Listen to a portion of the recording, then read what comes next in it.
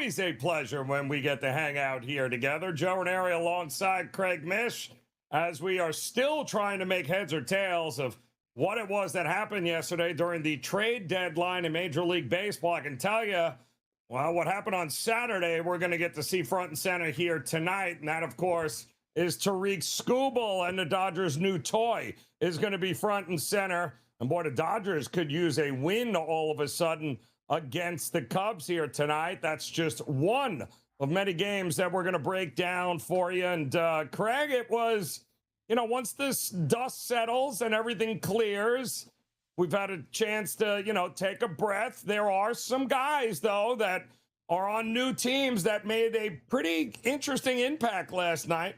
And we saw one of them in the Bronx, in fact, was quite the welcome there in a losing effort. But what do you expect from guys? New team, new locker room, excitement. Do we tend to look at those teams and say, yeah, they're going to be really pumped up, excited, and we want to fade the teams that sold everyone? Or does it not matter ultimately at the end? Well, I think it's possible that both could happen. It's also possible things go the other way. There's a little bit of luck involved. But, Joe, I think it's fair to say that somebody like Luis Garcia, puts on the pinstripes.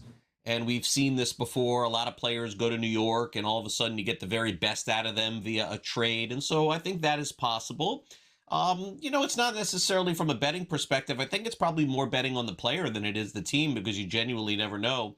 But I go back to 2023 when the Marlins got Josh Bell from, I think it was Washington or Cleveland at the time, and they got Jake Berger from Texas, and those guys had the best 2-month stretch in the history of their careers with Miami, and that led them to the postseason. So I think it's a good point. I think we'll have to keep an eye on that to see how guys perform, but I don't think that you can just generally blind bet every player and say that they're going to do great in their new location.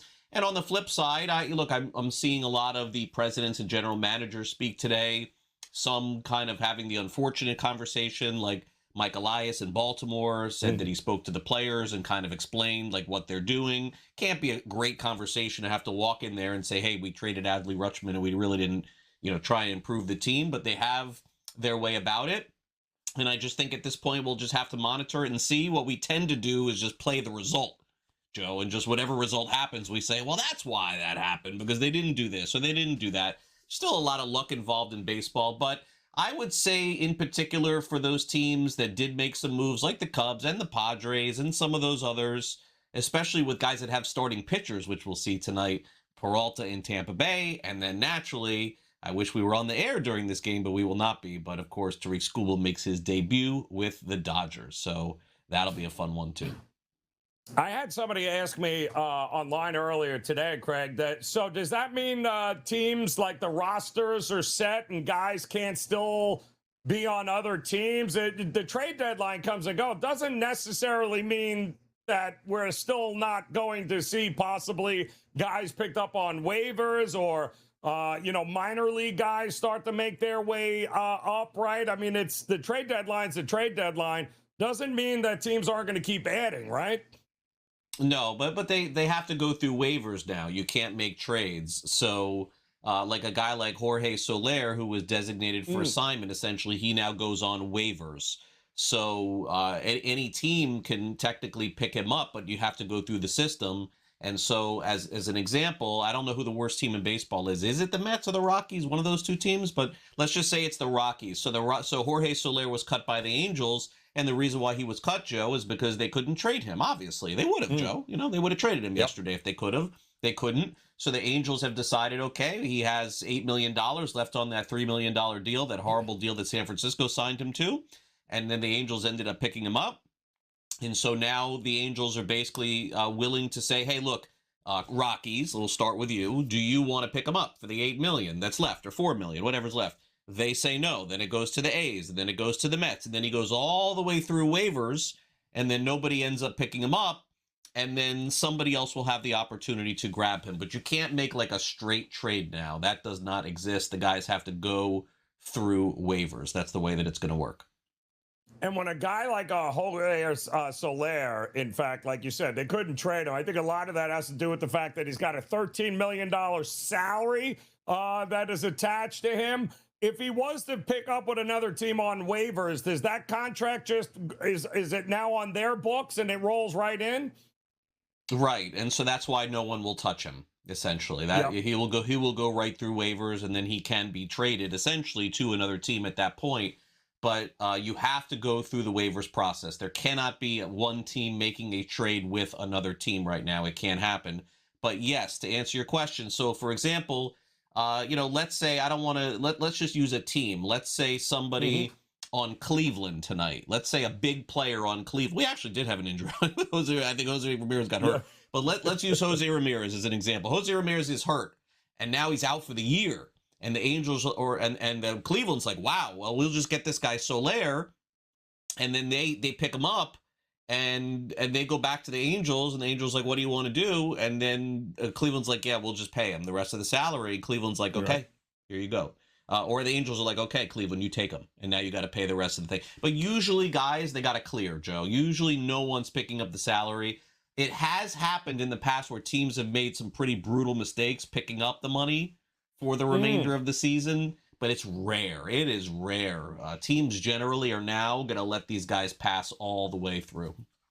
All the way through. And we certainly are going to see a whole lot of the future prospects starting to come up. Yankees have, George Lombard Jr. coming up here. I've seen a few teams now that are, making room for those, the future generation players. Is it usually September, or is right around the time where we're going to start to see a lot of this for teams to see what they have moving forward? Well, some of the teams that are out of it will start to call up guys now if they want to, but it's a little bit dicey now because for teams that are out of it, Joe, because of the looming lockout, any player that is called up now. And we'll use like Max Clark on Detroit as an example, because Max Clark has been called up. If there's a lockout and now he's on the 40-man, next season he can't report to minor league spring training and essentially play in spring training for the Tigers next season. So I don't think you're going to see a lot of this happen. Now, in the old days, September 1st used to come, and then you could have 70 guys on your team. That doesn't exist anymore. You can only add 3, and that's it. That's the maximum you can do. And so I do think you'll see some of that. But the Yankees, Joe, I mean, come on, that's like a different planet, right? That they're dealing with others. They're playing right now to win. They could care less what's going to happen in 5 months with this lockout. Lombard's coming up to help them win right now. They've obviously punted Volpe. That's it. I think he'll be somewhere else next season. It's the end of the line for him there. Probably for Jason Dominguez too, who they sent down. But a lot of pressure on George Lombard. I've seen him grow up. I've known his dad and his mom for a really long time. I worked with his mom for almost 10 years here in South Florida on TV, and his dad, George, I've known very, very well from when he was a player to now he was a coach. His other brother, George's other brother, Jacob Lombard, was just drafted by the Marlins, ironically, with the 14th overall pick. So I know that family real well. George Jr. will not be caught up in the moment. I know that. I mean, he's even-keeled kid, and that's the way that the background is. But still, I mean, the lights are on big anytime there. So you never know. But I think in particular for me, it's the pitching debut, I mean, Skubal, Peralta, like those are the ones I think that we'll have a close eye on tonight. Yep. There's a lot of very interesting spots for teams that some have now come to the realization that, it's time to start booking a cruise. Others are booking tee times, while others are, let's face it, the battle rages on. Arizona and the Padres tonight. Another great battle there. Arizona wins last night, and then they get all these new shiny toys in the pitchers, and the Padres are rolling out Randy Vasquez. Go figure there, Craig. Just goes to show you, though, in due time, we're going to see who wins and loses in these trades. It'll start next here on Game Time Decisions.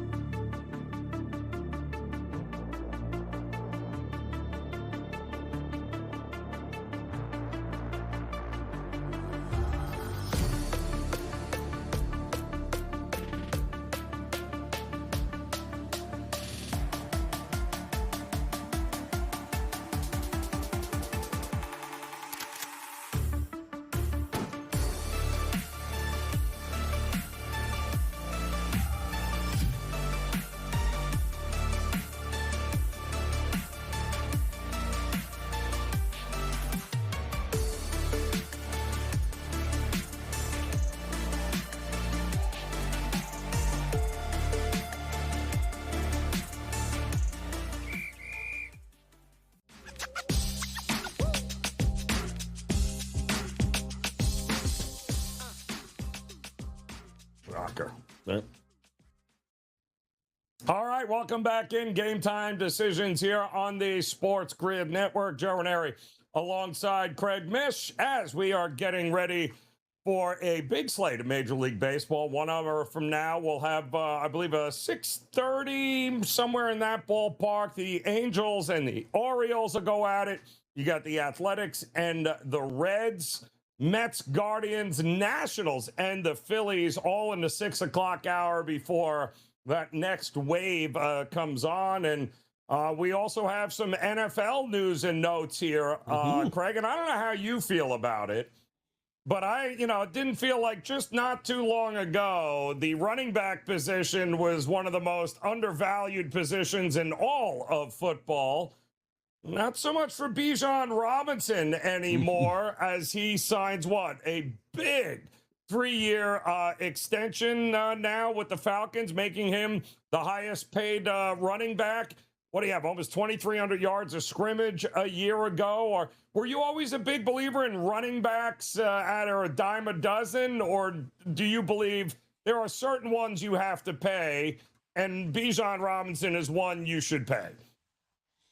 I think we've had a cycle here with the running backs, Joe. I think there was a time where, and I remember covering the NFL. I've covered the NFL for a long time, and I remember walking in to locker rooms, and I tell this story all the time, is that, Joe, when you cover sports, sometimes you get a lot of generic answers, and that goes for all sports, but the most popular answer from any player in the NFL, and I remember walking into like the Dolphins locker rooms or the Buccaneers locker rooms, and on a Wednesday when the players are available, and then they always say, Joe, the same thing. What do we got to do to win? What do you got to do to win the game this week against the Steelers? Pick a team. We got to run the ball. We got to stop the run. That's what they would say. Every single one of them. That was like in the 90s and the 2000s. And all of a sudden, now you don't hear that anymore because now it's all, we got to stop the pass. We can't let go big plays, and defense, we just got to bend but don't break, right? And so it's completely changed. But Joe, you're right. I think we went through about a 10-year period where it felt like, multiple running backs used on every team, not just 1 or 2, but 3, and no running backs drafted in the first round for a couple of years too. And then all of a sudden, it felt like, to me, now, I don't know, it felt like 2 guys kind of brought running backs back a little bit. The first one to me is Derrick Henry. Now, not Derrick Henry of now, but Derrick Henry of, 5 years ago. And then the other one was 2 years ago when Saquon Barkley rushed for 2,000 yards. And I kind of feel like that's coming back a little bit. Not all the way back, but I feel like if you have a special guy like a Bijan Robinson, like a Jahmyr Gibbs, who's now looking at this going, ooh, I'm getting ready to go here now with seeing that money back, seeing that money. I think they're there. So I do value the top guys, and I'm glad to see that some guys still go in the first round and still get taken. But Joe, look, for every positive, there, is a negative a little bit. And you can honestly say that the Raiders, they're wondering, did they do the right thing last year taking Ashton Genty? They're not sure. I think we're all not sure right now. I saw Ashton Genty play in college. I thought he was a star. But, it didn't stop Arizona from taking Jeremiah Love, and it won't stop some team next year for doing that as well. But the elite guys, I absolutely value, and I think they deserve to be paid. And so I'm happy that Jahmyr Gibbs got paid. But I don't think we're all the way back, Joe, but I think we've made some progress back in that value.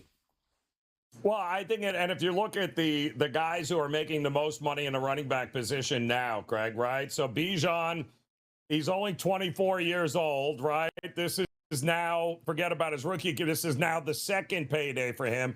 And these guys need to get paid. I'm a big believer in get your money when you can get your money. And the fact that you've already gotten this contract now, Bijan, at 24, you're going to be in line for another one too, if they can keep you healthy enough here. But Bijan, Saquon Barkley is right behind him now. And then, of course, Christian McCaffrey. And what do these guys all have in common? They can catch passes out of the backfield as well, Craig, right? Derrick Henry was just he was that old school guy where, I'll get 1,600 yards and 1,500 of them are going to be by running you over. But he's 32. He's got 15 million.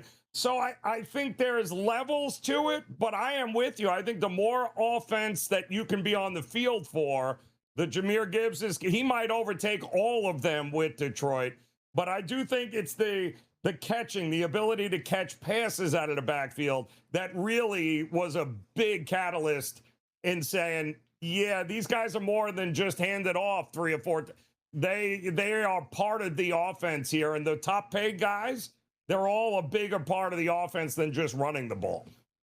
Yeah, and I think Henry is really an outlier, Joe. You know, like he the truth is that we've come to a point in the NFL where several years ago, front offices just basically determined that, I mean, it's crazy to say, but it's true that when you turn 30 as a running back, that's pretty much it, which is crazy at 30 years old, but it's true. The drop off is huge.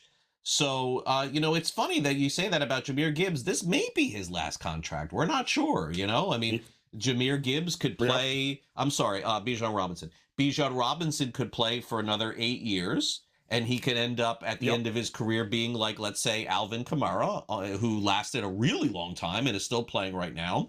Or he could be Todd Gurley and be done at 26. You just don't know. It's a very demanding position.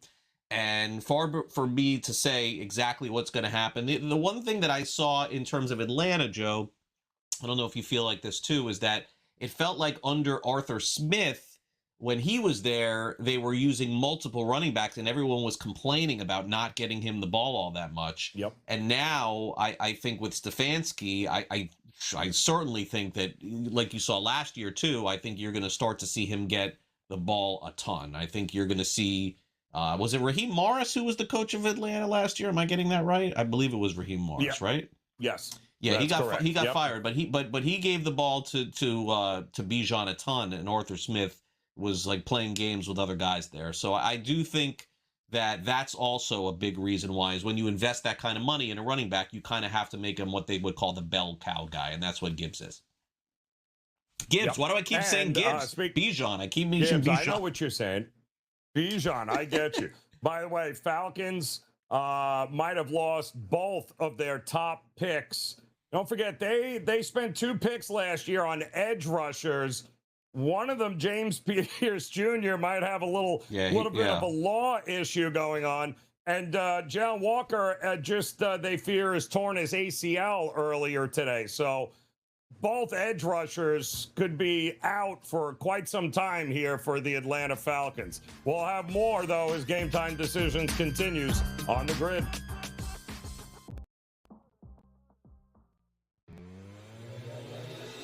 Philly had issues elsewhere last year that were on full display in the playoff game against the Niners. They couldn't move the ball all game, and then they got in a 2-minute hurry-up drill, and they walked right down the field. Guys, Tom Brady would do Eagle games. Every single week he'd go, gosh, if they do some hurry-up. And then immediately they'd do some hurry-up, 2-minute warning, and they'd look like a completely different football team. In-game live, only on SportsGrid. You know, the dark days are ahead for the Warriors. And when Curry and Kerr and Draymond all leave, what are we going to be looking at that franchise that has been a mainstay of the NBA, you know, the face of the NBA and NBA playoffs for so long? Where are they going to be? So I see no issue with them bringing Draymond back. Why not? You have one last go at things with the trio that they still have there. But I see this as a very long season. Game Time Decisions, only on SportsGrid.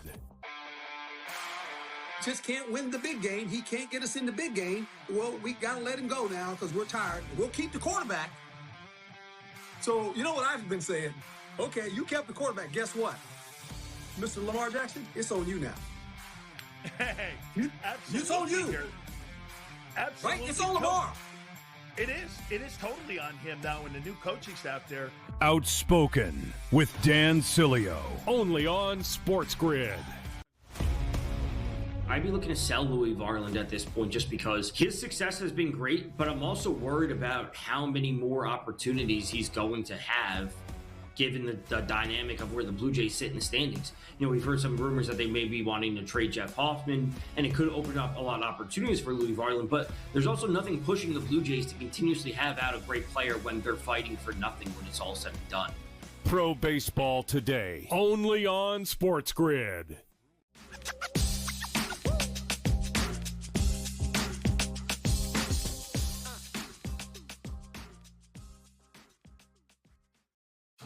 right, welcome back in. Game Time Decisions here on the Sports Grid Network. Joe Raineri alongside Craig Mish here as, yeah, we got a lot going on here. Just, let's see, T-minus what, 48 hours and counting before we actually have a football game. Our first football game Wow, there, we're here. Craig, to start the season. I cannot believe it. We made it. Hall of Fame We made game it.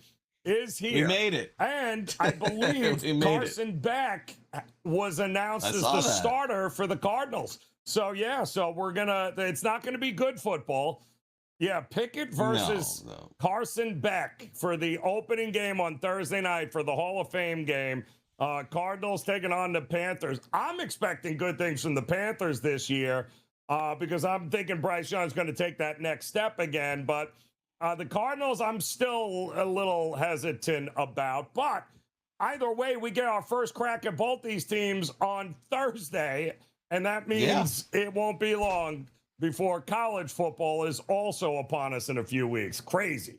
I've always said, I've said it here on this show, and man, I'm going on like 8 or 9 years here at Sports Grid. I've always said that that football season doesn't really start with the Hall of Fame game, but I think the awareness that football is back starts with the Hall of Fame game. You know, I think that's when people are aware, okay, like we're getting closer again. So I guess first of all, I will not watch this, but I will ask you this.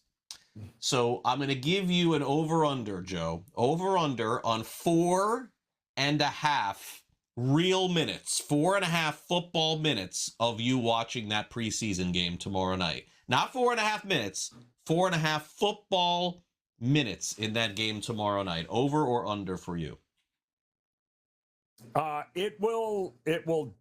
It'll be close, but I would say it will be the over. I gave you a good number. I gave you a good number. Only in the second half, though, because I never watched the first half of these games because from a betting perspective, you know this, Craig, nothing is ever decided in the first half in preseason football. If you're betting preseason football, there's a phone number you need to call. But B, these games are always decided in the second half. Why? And one of the things that I'll always do is go, show me exactly who are the quarterbacks playing and who's got the most experience at the backup quarterback position, because the second half is what determines whether a guy you win, you lose, it covers, it doesn't, it goes over. I will say this, for how many years, I think last year was an outlier, but these first games have always been total of 30, 31, 32, right? Like you see some of the top. Right. I would not expect a ton of offense in these early games here, but it will be good just to be able to flip if you're flipping around, Craig, right? Just, oh, look at that. It's football back. How long does that usually take you? 30 seconds before it immediately gets turned off? 30? Yeah. Pretty much, man. Pretty much. I really don't watch a lot of the preseason. And they've really destroyed the preseason, which is fine because they have these joint practices and that's it. They consider that. Now the preseason. The preseason is from my understanding, Joe, is for the roster bubble guys. That's pretty much it now. It's for the guys who they're thinking of keeping on the team or not. None of the starters even really play. It used to be so different. 4 preseason games. Nobody plays in the first. Nobody plays in the fourth. Guys play a little in the second, and everybody plays in the third. Now, guys don't play at all, right? So someone's out there right now, Joe, listening to you Googling, where is Gardner Minshew? What team is he? Because they're going to bet that team in the second half. Yes. And then the other thing that I would remind, now I don't know about this year, okay? I don't know the answer. But historically speaking, for whatever reason, and whatever trend, Joe, I think people forget this every year, and then it happens. The Ravens win every preseason game. I don't know why, but they do. They win every preseason game. Right, but he's gone. So now is it the Giants? Are the Giants going to win every preseason game? You remember this, right? Like the Ravens not only win, cover every preseason game. So are we taking that now to New York? Is that what happens here? I'll keep an eye on that. That was always a Harbaugh mentality. Harbaugh's concept from when he first got the gig, right, was that winning is a culture. and which means that every time we step on the field, our goal is to win the game. That, you know, if you go 0-4 and he wanted nothing to do. He wanted winning, and winning. And boy, oh boy, for what? How many years? To over a decade and a half. We got nothing but cover, hardball cover, win. Like, he never lost in the preseason. I will be betting the Giants a lot this preseason. I think we're going to know pretty quickly whether or not that is the same philosophy at this point in his career as a head coach, where winning is a culture. And you and I both know the Giants have not done a lot of winning over the last few seasons. So this could be interesting. I think you're on to something there, Craig. Game Time Decisions continues on the grid.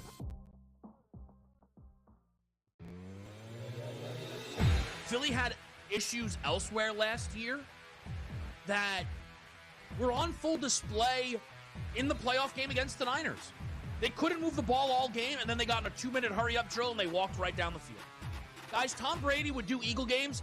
Every single week he'd go, gosh, if they do some hurry-up. And then immediately they'd do some hurry-up, 2-minute warning, and they'd look like a completely different football team. In-game live, only on SportsGrid. You know, the dark days are ahead for the Warriors. And when Curry and Kerr and Draymond all leave, what are we going to be looking at that franchise that has been a mainstay of the NBA, you know, the face of the NBA and NBA playoffs for so long? Where are they going to be? So I see no issue with them bringing Draymond back. Why not? You have one last go at things with the trio that they still have there. But I see this as a very long season. Game Time Decisions, only on SportsGrid. Just can't win the big game. He can't get us in the big game. Well, we got to let him go now because we're tired. We'll keep the quarterback. So, you know what I've been saying? Okay, you kept the quarterback. Guess what? Mr. Lamar Jackson, it's on you now. Hey, It's on you. Absolutely. Right? It's on Lamar. It is totally on him now, and the new coaching staff there. Outspoken with Dan Cilio, only on SportsGrid. I'd be looking to sell Louis Varland at this point just because his success has been great, but I'm also worried about how many more opportunities he's going to have given the dynamic of where the Blue Jays sit in the standings. You know, we've heard some rumors that they may be wanting to trade Jeff Hoffman, and it could open up a lot of opportunities for Louis Varland, but there's also nothing pushing the Blue Jays to continuously have out a great player when they're fighting for nothing when it's all said and done.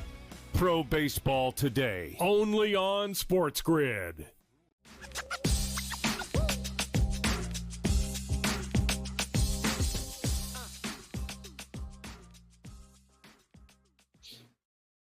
All right, welcome back in. Game Time Decisions here on the SportsGrid Network. Joe Raineri alongside Craig Mish as Craig is deciding exactly how many seconds he will spend watching that NFL Hall of Fame game on Thursday. I will only turn in for the second half. We've established that, so Craig will have to give me an update as to what is happening in the first. Who are we kidding? He's not watching all but 6 seconds passing by that game when it is on the television. We got plenty more going on here, though. It's good to have football back, but we do have, 50 some odd games, a little less than 50 games, Craig, before the end of the regular season in Major League Baseball. A lot of teams push their chips right in to the middle here. I think we can both agree that Boston is one of those, whether it works out or doesn't work out. They have been playing some of the best baseball we've seen over the last month. Unbelievable July. They went from absolute sellers to buying whatever they could yesterday and mortgaging the future to do so.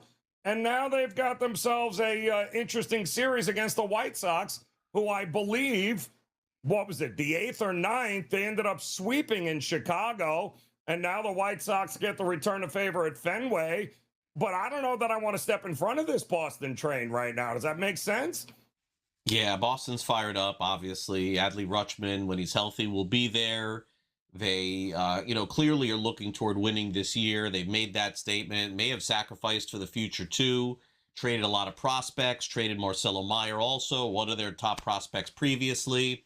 So I think you're right here. I think we all have to kind of wonder with 50 games left or so, if the White Sox can hang in. I still am a Cleveland guy, Joe, as you know. I don't know that they necessarily did a ton to make themselves better, but they always seem to make these little under-the-radar moves, and I think by adding Joe Adell and adding Foster Griffin, I think they did that.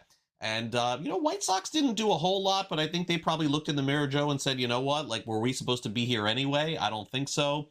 I'm with you. I probably, until Boston starts at least playing 500 baseball, right now they're playing like 700 baseball. When they get back to 500 baseball, then I could think about going against them. But right now, they're not a team, as you said, that you want to step in front of.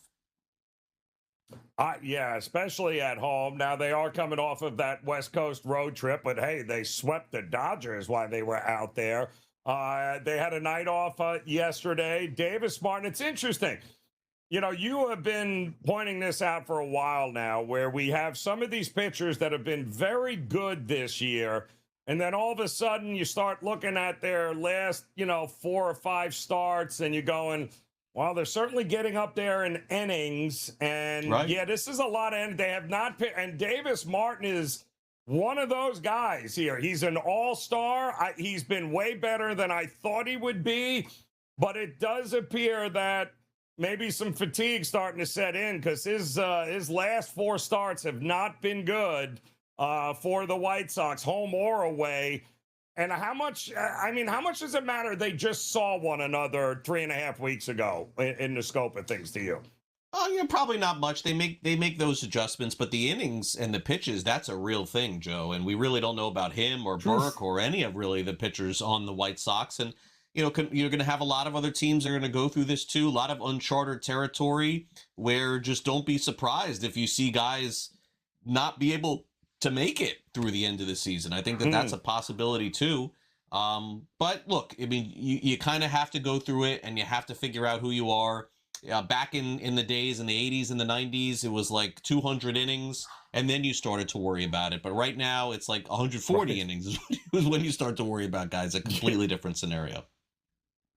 Yeah, I think we're going to learn a little something about these 2 teams here, the White Sox and the Red Sox. That should be one of the games that you watch tonight. 2 teams very much in it, 2 teams that were somewhat active there in the trade deadline. And then you mentioned your Guardians there, and I'm a big believer in what they did. I love what they did. They pushed all in. They addressed exactly what they needed to address to make a run at this, including, I think, getting one of the better pitchers that were available there in Foster Griffin.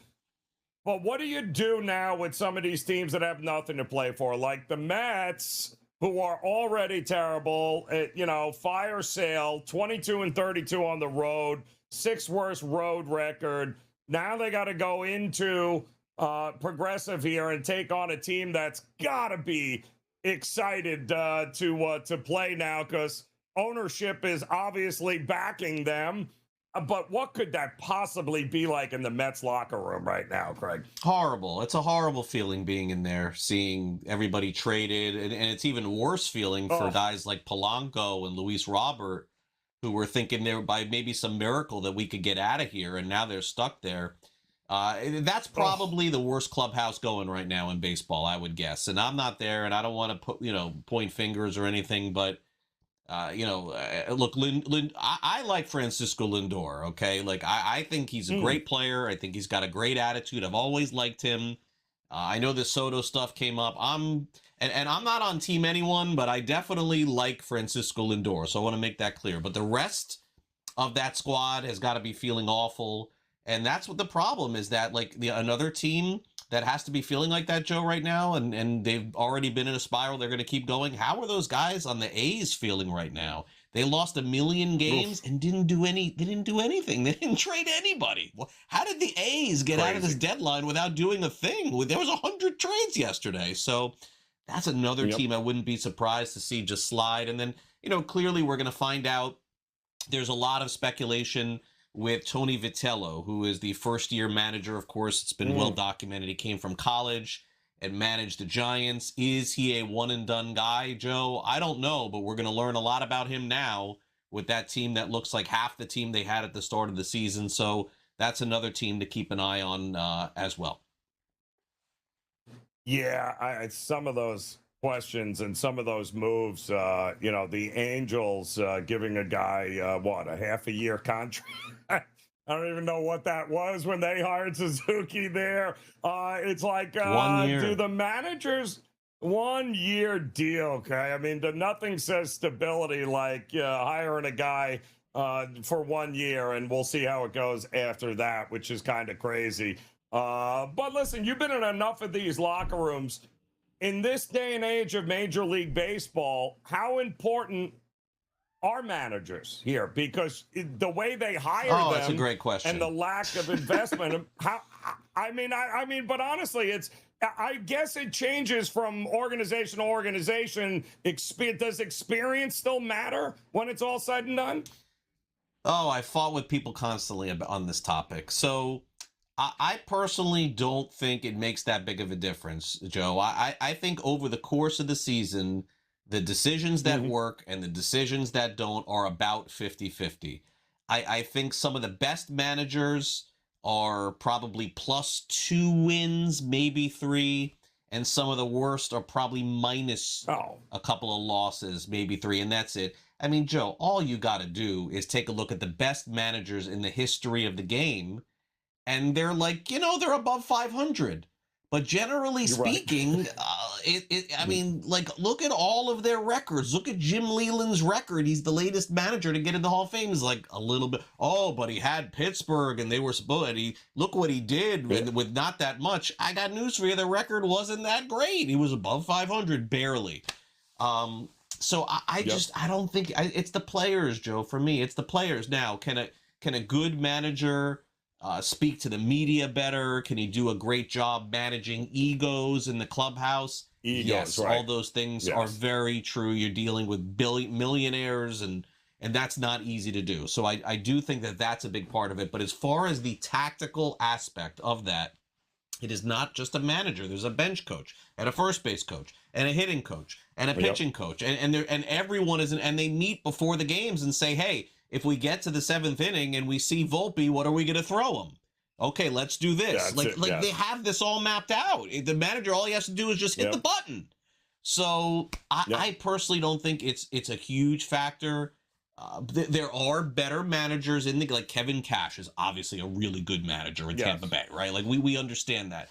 But beyond a handful of guys, I just don't think it makes that big of a difference. Yeah, because ultimately it's about handling the locker room and keeping a bunch of grown men on the same page. Easier said than done. Game Time Decisions continues, though, on the grid.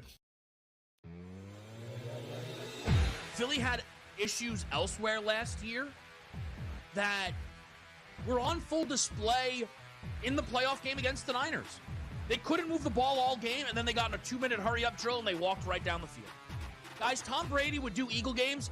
Every single week he'd go, gosh, if they do some hurry up. And then immediately they'd do some hurry up, 2-minute warning, and they'd look like a completely different football team. In-game live, only on SportsGrid.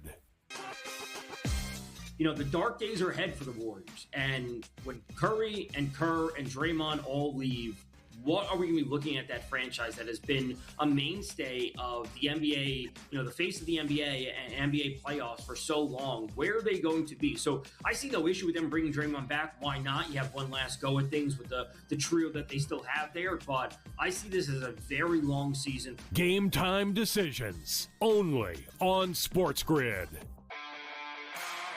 Just can't win the big game. He can't get us in the big game. Well, we got to let him go now because we're tired. We'll keep the quarterback. So, you know what I've been saying? Okay, you kept the quarterback. Guess what? Mr. Lamar Jackson, it's on you now. Hey, it's on you. Absolutely. Right? It's on Lamar. It is totally on him now and the new coaching staff there. Outspoken with Dan Cilio, only on SportsGrid.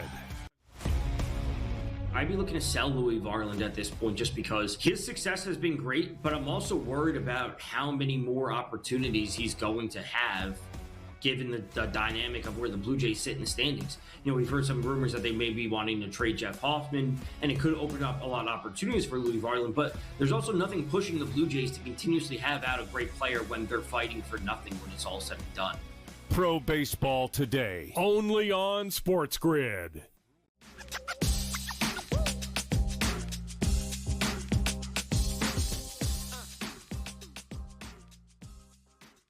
All right, welcome back in Game Time Decisions here on the SportsGrid Network. Joe Raineri alongside Craig Mish as we're getting ready for a big night in Major League Baseball. A lot of guys wearing a new uniform for the first time. We're going to see a few of them here tonight. Let's bring in our good friend Kyle Sape here, who's got his eyes, I think, on one particular game where there's a shiny new toy going to be on display, and that's the Tampa Bay Rays here in Colorado.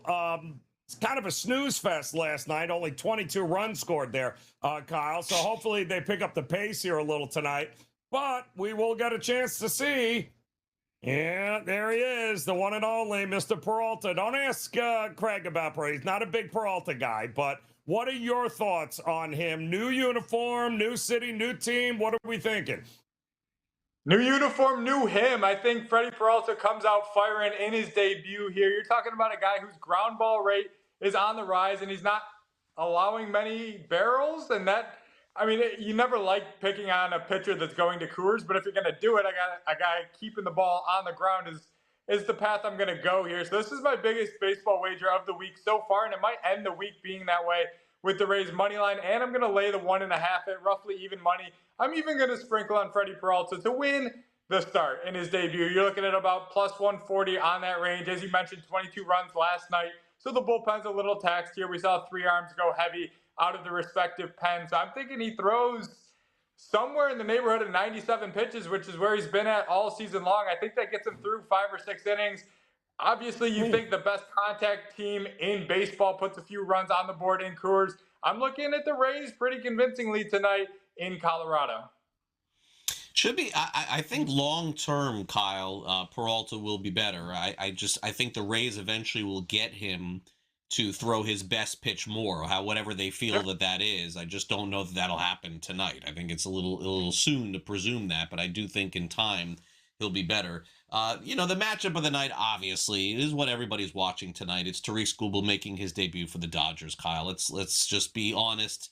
It's a national game tonight. They're showing it, I believe, on MLB Network or somewhere on national TV. I don't know where to find things these days, but I know that it's the national game.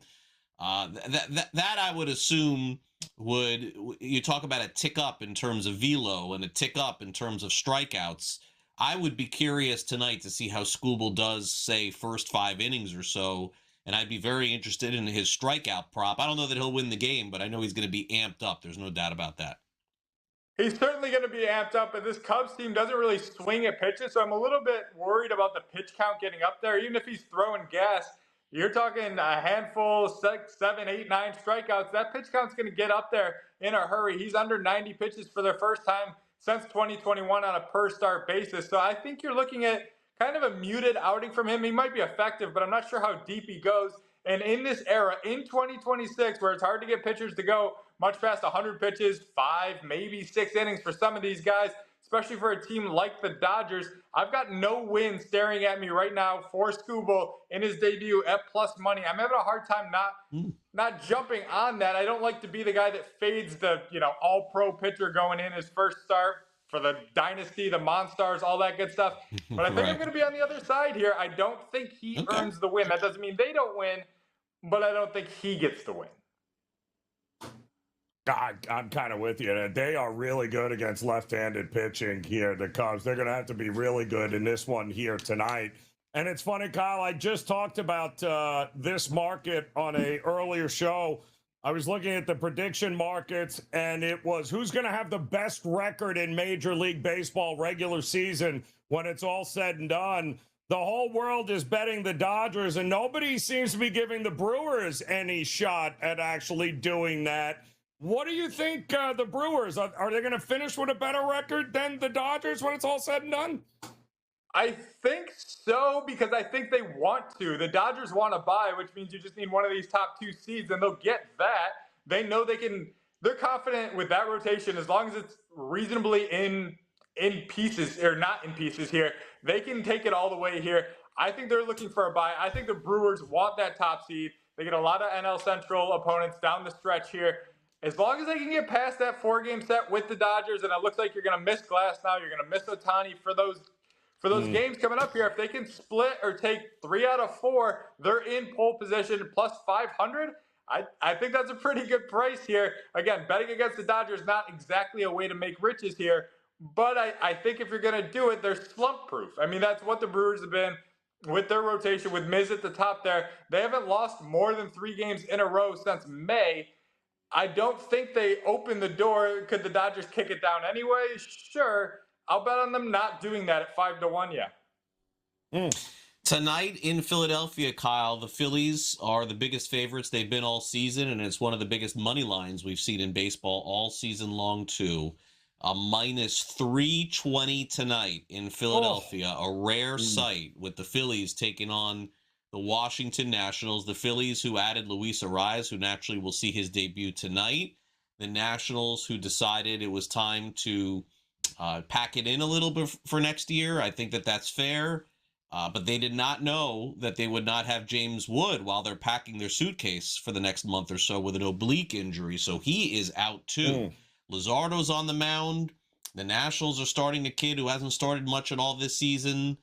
Is this just simply the big blowout that we expect tonight in Philadelphia? Or would you play something else or another side? Because generally speaking, these minus 300s, Kyle, they've been reserved for the Los Angeles Dodgers all season long. Not many of these do you see on anybody else's side. They're terrifying, and we've watched baseball long enough to know that a big favorite just kind of feels like you're Charlie Brown trying to kick a football here, and that this game doesn't really always reward the best team. That doesn't mean I don't think that they're better, and they might be 5 runs better. They might win tonight 10-0 for all I know. So it is what it is there. I don't think you can justify paying the price, even if all the math, all the numbers, I'm not going to find anything that says go the other way. If you are playing this game, you can siphon off some of the juice, minus 225 to get them to not bat in the 9th inning. So as long as it's not a walk-off situation, you save yourself, 50, 75 cents on the dollar for that kind of bet. So if I'm going to go that direction, that's it. But you're going to have a hard time selling me minus 300 on anybody in Major League Baseball.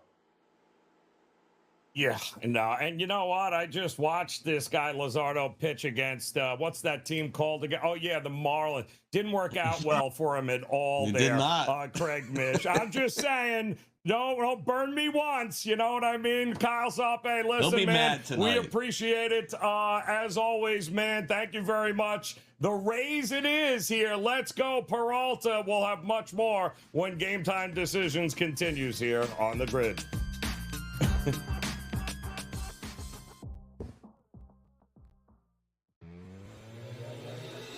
Philly had issues elsewhere last year that were on full display in the playoff game against the Niners. They couldn't move the ball all game, and then they got in a 2-minute hurry-up drill, and they walked right down the field. Guys, Tom Brady would do Eagle games. Every single week he'd go, gosh, if they do some hurry-up. And then immediately they'd do some hurry-up, 2-minute warning, and they'd look like a completely different football team. In-game live, only on SportsGrid.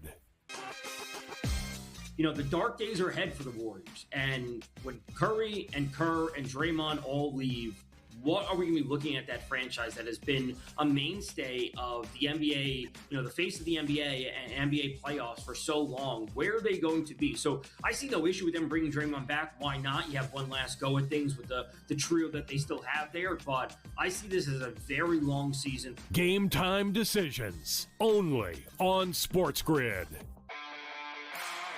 Just can't win the big game. He can't get us in the big game. Well, we got to let him go now because we're tired. We'll keep the quarterback. So, you know what I've been saying? Okay, you kept the quarterback. Guess what? Mr. Lamar Jackson, it's on you now. Hey, It's on you. Absolutely. Right? It's on Lamar.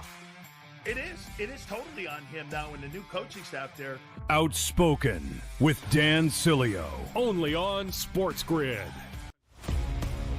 I'd be looking to sell Louis Varland at this point just because his success has been great, but I'm also worried about how many more opportunities he's going to have given the dynamic of where the Blue Jays sit in the standings. We've heard some rumors that they may be wanting to trade Jeff Hoffman, and it could open up a lot of opportunities for Louis Varland, but there's also nothing pushing the Blue Jays to continuously have out a great player when they're fighting for nothing when it's all said and done. pro baseball today, only on SportsGrid.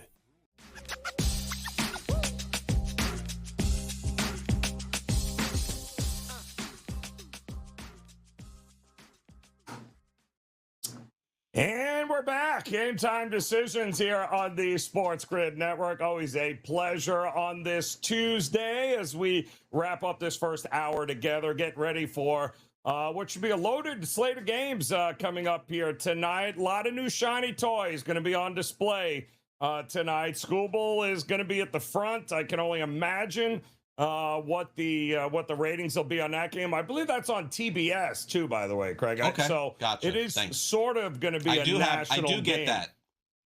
Yeah, very I get good. TBS. Yep. If you see, there you go. As long as you get the butter knife and the tinfoil out, you can. It's amazing how you can get those. What do you have? What do you favor. have these days? What do you use? What is your stream? What is your device of choice these days? Like, do you have YouTube TV, Direct TV, Dish? What is it that you go with these days?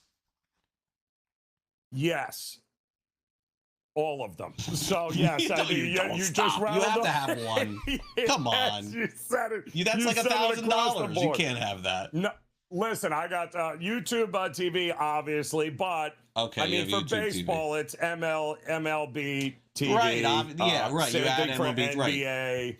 Yeah. I mean, Okay, that's. yeah, I mean, I don't YouTube do the TV NBA, carries yeah. most of them. Yeah. I don't do. I the do NBA, have yeah. Paramount for UFC. Right. Let's not have forget Paramount. that. You got I Paramount have for Apple UFC. TV.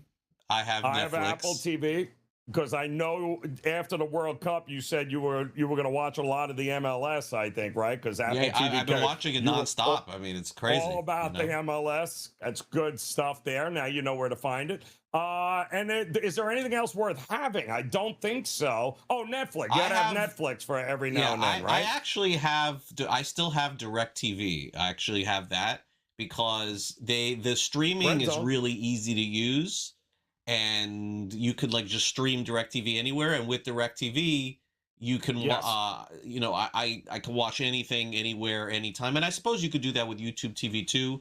But my wife is not one of those people that loves to like dip around and stream on the different apps. So I keep it as simple as possible, and that's why I've stuck with DirecTV to this point. Yeah, I don't want to hear, hey, where do I find this every night? I can't do it. So I'll say this. I mean, it's DirecTV. The NFL has kind of messed it all up. I know a lot of people that had DirecTV prior, because of the NFL Sunday Ticket and everything along those lines. And then, you didn't need the satellite anymore because the streaming boxes and everything else came out. But then the NFL left because YouTube TV paid them trillions of more dollars for the rights. And now everyone's like, I can't believe I got to change again. Well, get used to it because I don't know how much longer it's going to be on YouTube TV, which means there'll be another streaming service. I agree with you. At some particular... Oh, Amazon. Can't forget that Amazon Prime. I have that too. I have Amazon also. Yeah, I have Amazon, yeah. So what are you talking? You got just as many degenerate streaming devices as I do here. Absolutely. No, but to have YouTube TV and DirecTV is you can't. Like that's too much money. No. Because they do the same, they more or less do the same thing. What's interesting is that I had Sunday NFL Ticket probably for about 15, 20 years. And when it went away, I said, from DirecTV, I said to myself, I'm going to give Red Zone a full shot this year just to see if I can just live with Red Zone. And it worked for me. And that's it. I will never go back to Sunday NFL Ticket. I think Red Zone is phenomenal. And I'm very content on my Sundays with that. And and the standalone game Sunday night, the standalone game Monday, the standalone game Thursday. I don't miss anything. And for college football, there's so many games on. You don't need to have a Red Zone. You got to pick your. You either have to have a bunch of TVs or you have to pick your favorite game. I mean, that's it. So yeah. So just thinking about it is giving me like anxiety. But football's coming back here. How many games? I'm going to be watching especially and Saturday. The worst Sunday, part is it's pretty Saturday straightforward. Is totally different than Sunday. Like so, Saturday morning till night because. Oh, you got the SEC network, the ACC network. It is Saturday is nothing but a headache trying to cover college football. But NFL is a lot more streamlined. Give me the Red Zone. It is easy. I've always said they need to do that for the college. If you can get me a Red Zone for college football, apparently the right trying to get the SEC to give rights for the AC and everybody. True. That's and it turns out there's money involved. Go figure. I had no idea. But yes, that would be the greatest thing ever. Just give me a red zone for college football, and I'll never have to subscribe to another one of those again. But get ready. We're only 3 weeks away from week 0 showing up in our lives. 3 and weeks? Good slate of games. 3 weeks. Wow. 3 weeks. We will have. I got to start asking for 0. the schedule for that week. I got to start getting my schedule together for that. I let me know when you get it. In the meantime, though, we still have 50 some odd games in Major League Baseball. We got to decide who's going to be in the postseason, which is a whole nother problem. We're going to figure all of it out, though. We've got you covered, I promise. Might take more than 3 weeks, but we've got you here as Game Time Decisions. We'll be back, maybe, with another hour here on the grid.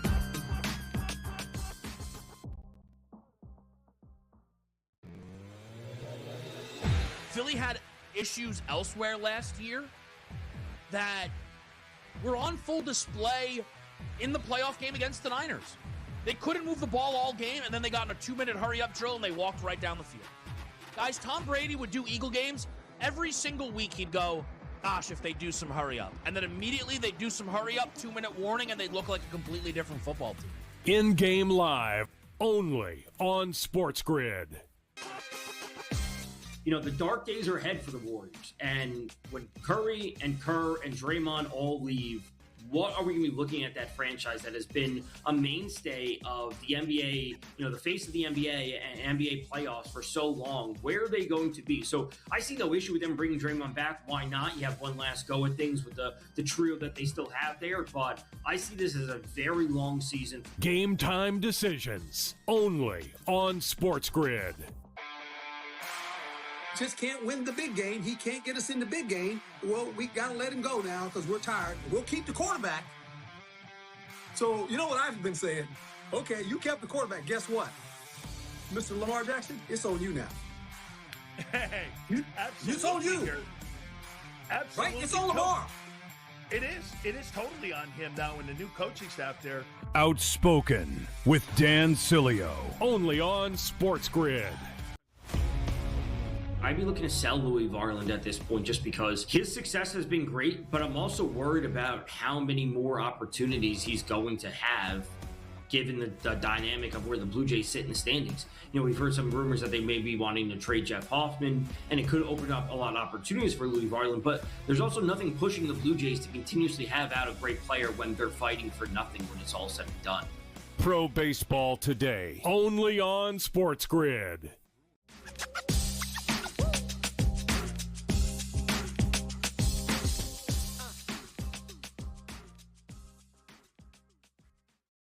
All right, welcome in Game Time Decisions here on this Tuesday. A very happy Tuesday to you. Joe Raineri alongside Craig Mish here as we are getting ready for a big night of Major League Baseball across the board here. Obviously, trade deadline came and went. A lot of teams kind of pushed their chips into the middle, and we are going to see rather quickly, in fact, I think tonight, if some of these shiny new toys actually will have graded as a good thing for some of these teams. We're going to see, of course, Tariq Skubal tonight in a Dodgers uniform, which I think is still going to be a little bit strange when it's all said and done. Freddie Peralta is probably happy. He's wearing a Tampa Bay Rays jersey tonight. They're taking on Colorado, although, let's face it, I don't want to sleep. 22 runs in that game last night in Colorado. But I like this kid Hughes. I don't know if you had a chance to see him. I agree. Yes, I have. Yeah, I like this kid Hughes, man. And he's been very Colorado good tonight. in Colorado. Oh, yeah, really? I'm taking Colorado so you're pulling tonight. it on Colorado. Yeah. I mean, look, the Rays are one of my favorite teams. I think that they have a great chance to come out of the American League. You know, they went nuts last night. They certainly could go nuts again tonight. But very important on Peralta, Joe. This is not going to be all of a sudden he's in Tampa Bay and he's going to be great. Okay, now it may be in a week from now or two. But, Joe, come on. Like, that takes time to go through all your pitches and the pitch design, what you should be throwing. This is not something that's going to happen instantly with him. But I would say couple starts from now, there's a chance the Rays sprinkle a little magic on him and all of a sudden he's just like Nick Martinez. It could very well be the case. I don't think so, though, tonight. And I think, by the way, the other thing, Joe, I think the Rockies clubhouse is like, cool, we kept Goodman. Like they're feeling all right. Our season is not that bad. And then finally, I'd like to add this. Joe, the Rays are not good away from home. They're just not. I agree. They're a great team. They're not that good on the road. They're not. I mean, it's just, this is factual. Just take a look. So I don't think they sweep the Rockies. I think the Rockies may get a game. I think it could be tonight. I know Kyle gave us Tampa Bay, but I disagree. I'm going to be on the other side tonight. Yeah, and I'm telling you, if you haven't gotten a chance, watch this kid Hughes, folks. Gabriel Hughes. He's a big 6'4" lefty, but he's also one of these guys, Craig, where when he delivers to the plate, like he's so far extended where you can't pick the ball up. He's that much closer to hitters. So I don't think it's a shock that he has the kind of numbers and underlying metrics that he has. He doesn't throw 100 miles an hour. He only throws like 94, 93, 94. But it's the delivery and the inability to be able to pick the ball up because he's so long and he's halfway to the plate by the time he gets there, which is perfect for Colorado. And I think another reason I love Colorado here tonight is Lorenzen went, 3 innings last night. He got I think they only used one pitcher after that, if I'm not bad. Okay. I don't think they used Lorenzen, any. Yeah. Lorenzen is, look, he used to be a good pitcher. Terrible. He's been absolutely awful this year. He took the money and ran, and now he's just collecting a check, and then he'll be somewhere else next year. And it's almost like, I hate to say it, going to Colorado, Joe, is kind of like taking the KBO money. It's like, you know what? Okay, fine. I'm done. Yep. Let me get paid. Lorenzen never got a big check. He got one this year. And so, good for him, and he took the money, and I got nothing else to say. I mean, he was actually pretty good with Philadelphia in the past, Lorenzen, and with Kansas City, but not with Colorado. But, so tonight I'll be on that. We have actually, it looks like while we're on the air, we have 4 games starting tonight. We've got the Angels taking on the Orioles, the Mets taking on the Guardians, the A's and the Reds, and then we've got Washington and Philadelphia. And I was shocked to see that money line. That's why I brought it up to Kyle. But the big news today in baseball, just from an injury standpoint, is that the question is, have we seen the last of James Wood this season? I think that's possible, Joe. I don't see any reason to bring back James Wood with that oblique issue. They didn't give a grade yet, I don't think, on that. But I would guess Washington now, as we talked about yesterday, starts to lose a lot. I think it's now, unfortunately, their season really came to an end at the trade deadline yesterday. But Cleveland is in a good spot against the Mets tonight. I believe Joe Adell will play for Cleveland tonight, so we'll see how he ends up doing. A's, Reds, obviously, you could just turn that one off. You don't have to watch that. And, certainly the Orioles, from the Orioles, look, I was looking at some of those comments from Mike Elias today, and some of it was kind of indicating maybe that again, I don't know. It seemed like maybe the player is a little bit unhappy with maybe the way that went down yesterday. Trading Rutschman, not really doing a lot. Orioles did play for the future. I think they probably made a really good trade, but look, there's fans that are frustrated there. There are players, I'm sure, that are frustrated there. Pete Alonso certainly did not sign there to play for the future, to get 4 or 5 prospects in return. And Joe, this is what the Orioles did 5 years ago, as they traded all their guys to get prospects, and here they are doing it again. That's not to say that they shouldn't have traded Adley Rutschman. He's a free agent after next season, and everyone seems to say that was the best trade of the deadline, Baltimore getting all those prospects back in return. But you got to understand that that's a clubhouse right now that's looking at the Rays and looking at the Red Sox and looking at the Yankees and going, okay, probably next year. Yep. Well, and listen, the Angels, we know they weren't going to necessarily be world beaters, but they did pretty much trade their entire back end of the bullpen. As they should. In the trade deadline, as they should. I mean, they pretty much everybody on the back end there is gone, including Soriano too, the starter. But so that's going to be a whole new bullpen here tonight. And the reason I'm saying that is I thought maybe Trevor Rogers would go in this spot, but they called Povich up again. He's a gas can. You can't tell me Grayson Rodriguez and his nearly 8 ERA isn't like he's not striking anybody. This to me feels like a absolute over tonight. Agreed. It's sitting at 9. I just think at Camden, I think runs are coming in a big way no pitching, in this spot no tonight. pitching at all. Yeah, no pitching at all on either side. And there's, you know, especially on the Angels side, there's some loose baseball that's going to be played now for the next couple of months here. This is the first time in a really long time that I can even remember that. I mean, let's call it what it is. It feels like John Mozeliak got some trades by the owner. It feels like it feels like every year they couldn't get anything by the owner. Now all of a sudden Mo comes in and they're like, all right, yeah, go ahead and just trade everybody. I couldn't believe it. So credit to him for getting that done and building for the future here a little bit. But yeah, Trout kind of on an island now, Joe. But yeah, Angels are going to play loose. They got no starters. They got no bullpen. Grayson Rodriguez now on the Angels. They made that trade. I believe it was for Taylor Ward too. Grayson Rodriguez, Joe, believe it or not that long ago was the #1 pitching prospect in all of baseball. Grayson Rodriguez. That's right. #1. Yep. And the Angels made a bad trade again and thought that they could use him as a reclamation project. There's been no reclaiming. It has not gone well for him. You're right, man. This could be blast off time tonight. I think runs are coming. And I do remember when he was unbelievable, how good he looked, and then Tommy John surgery, and then he's now, outcome. A million issues. Yeah. He can't strike anybody out now, and that's the problem. But hey, listen, they're going to throw him out. There's a lot of guys like this. Povich, too, also. I mean, another guy can't get anybody out. You're going to start to see a lot of teams rolling guys out there to see, is there anything left in their tank? Does Grayson Rodriguez have anything worth continuing to look at? Is Povich, has he figured some things out? You're going to start to see a lot of overs in games with teams that are going to be trying a whole lot of different things here. I will say this. If you're going to get, and it may happen with an over tonight with the Angels, Joe, but you try and give me their lineup. You can't do it, man. Wow. This is... No.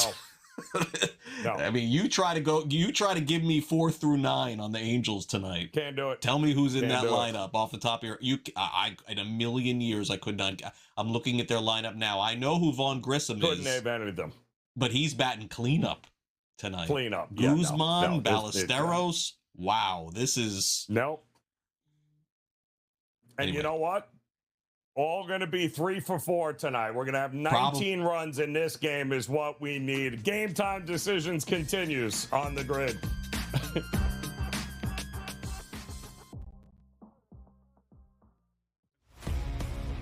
I'd be looking to sell Louis Varland at this point just because his success has been great, but I'm also worried about how many more opportunities he's going to have given the dynamic of where the Blue Jays sit in the standings. We've heard some rumors that they may be wanting to trade Jeff Hoffman, and it could open up a lot of opportunities for Louis Varland, but there's also nothing pushing the Blue Jays to continuously have out a great player when they're fighting for nothing when it's all said and done.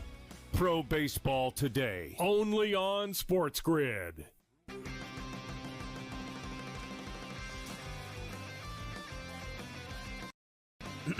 Class is in session. Today, let's talk about the teaser. A teaser is a multi-leg bet where you shift the point spread in your favor. You get better numbers, but every selection has to win. It doesn't matter what you bet if you don't have the insights. Tune into SportsGrid and get ahead of the class. The dark days are ahead for the Warriors. And when Curry and Kerr and Draymond all leave, what are we going to be looking at that franchise that has been a mainstay of the NBA, the face of the NBA and NBA playoffs for so long? Where are they going to be? So I see no issue with them bringing Draymond back. Why not? You have one last go at things with the trio that they still have there. But I see this as a very long season. Game time decisions, only on SportsGrid. Philly had issues elsewhere last year that were on full display in the playoff game against the Niners. They couldn't move the ball all game, and then they got in a 2-minute hurry-up drill, and they walked right down the field. Guys, Tom Brady would do Eagle games. Every single week he'd go, gosh, if they do some hurry up. And then immediately they do some hurry up, 2-minute warning, and they look like a completely different football team. In-game live, only on SportsGrid.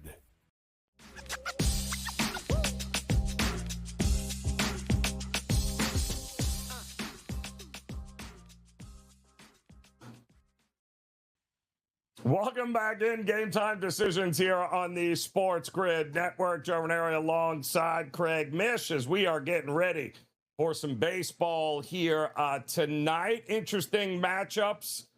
Some games obviously have some teams that, well, they're playing for the future. I don't know what to make of the Reds, Craig, and what they did and didn't do last night. Again, this is a team in that Central Division there in the National League. They are at home. I think a little, their expectations were much greater than what we're seeing from a 53-58 team right now.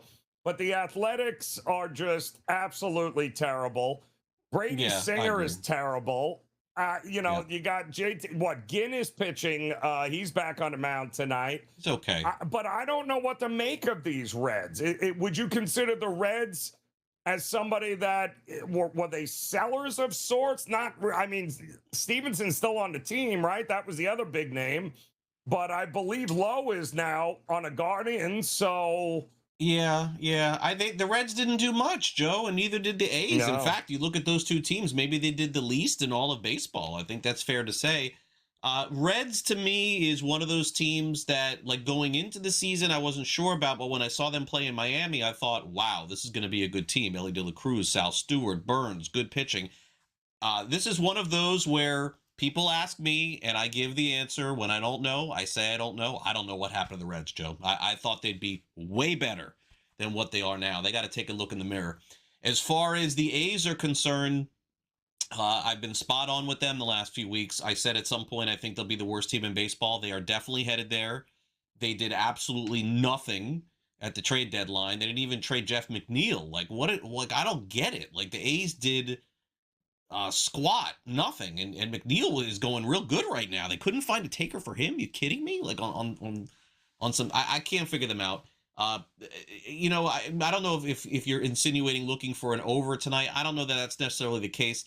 Did I see Nick Kurtz still out? I don't think Nick Kurtz is in that lineup tonight for the, I don't know. Yes. So I couldn't play that card with the A's.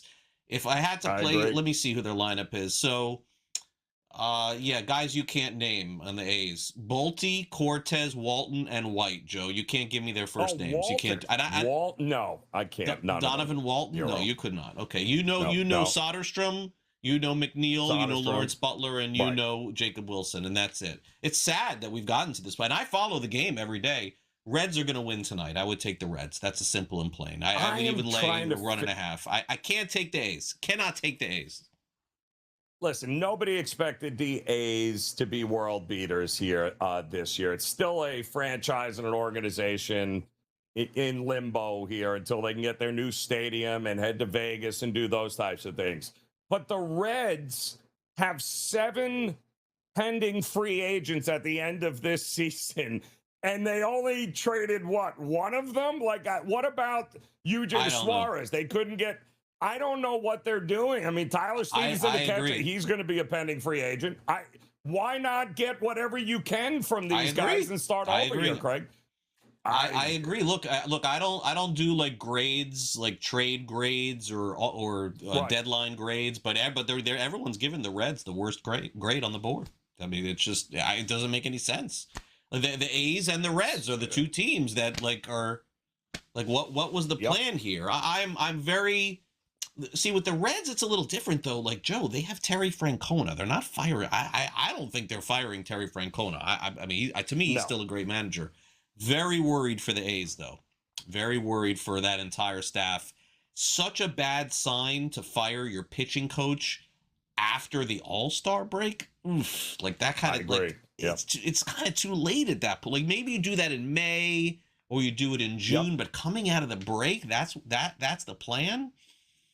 Yep. I'm worried the A's are looking at this, Joe, and going, we're moving into a new building in a couple of years. We cannot have this. We cannot have this happen. We got to get better.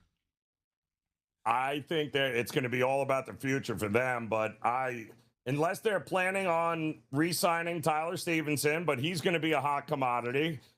Listen, Brady Singer, as bad as he is, he has eaten up a lot of big innings. He's actually not been terrible for them over the certainly in July.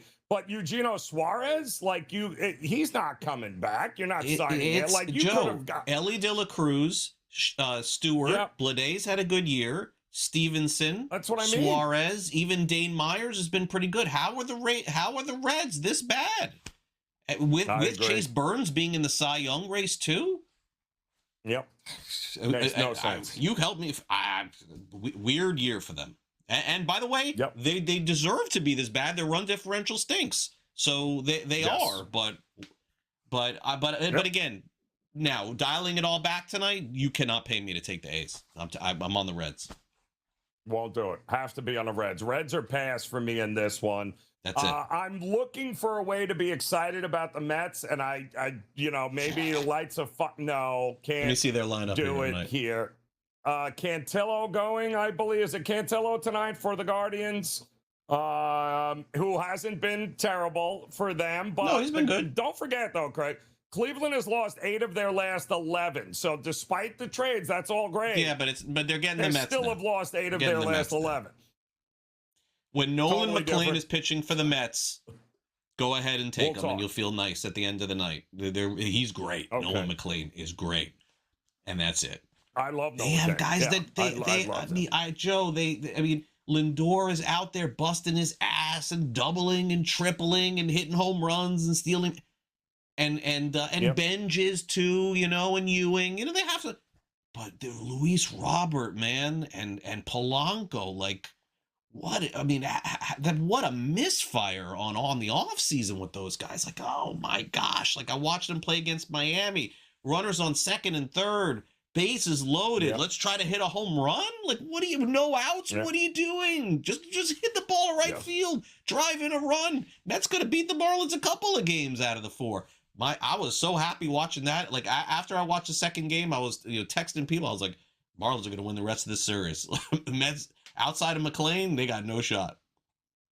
Well, and their bullpen is right. Luke Weaver gone, Brooks Raley gone, Braziman gone. So Williams is there. All of them shipped out.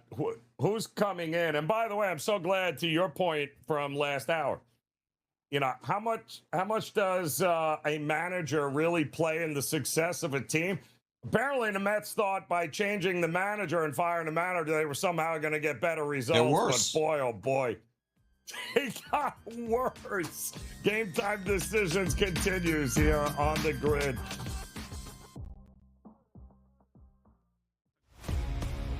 I'd be looking to sell Louis Varland at this point just because his success has been great, but I'm also worried about how many more opportunities he's going to have given the dynamic of where the Blue Jays sit in the standings. We've heard some rumors that they may be wanting to trade Jeff Hoffman, and it could open up a lot of opportunities for Louis Varland, but there's also nothing pushing the Blue Jays to continuously have out a great player when they're fighting for nothing when it's all said and done. Pro Baseball Today, only on SportsGrid.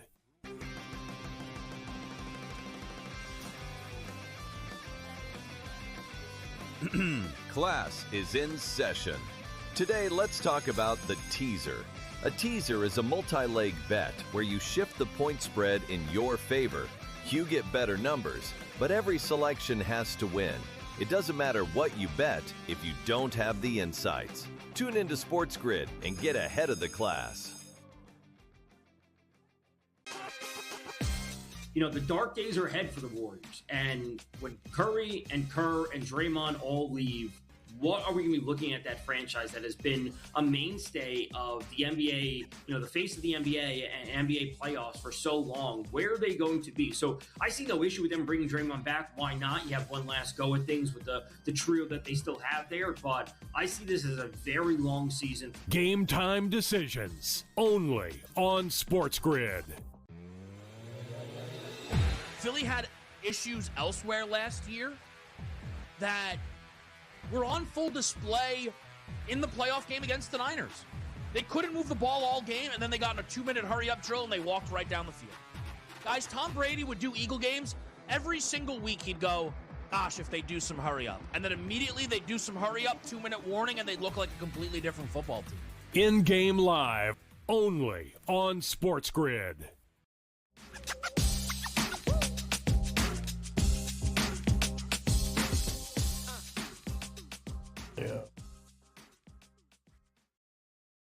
All right, welcome back in. Game Time Decisions here on the SportsGrid Network, and we definitely have some decisions to make here. Some good games in Major League Baseball coming your way. Joe Raineri alongside Craig Mish.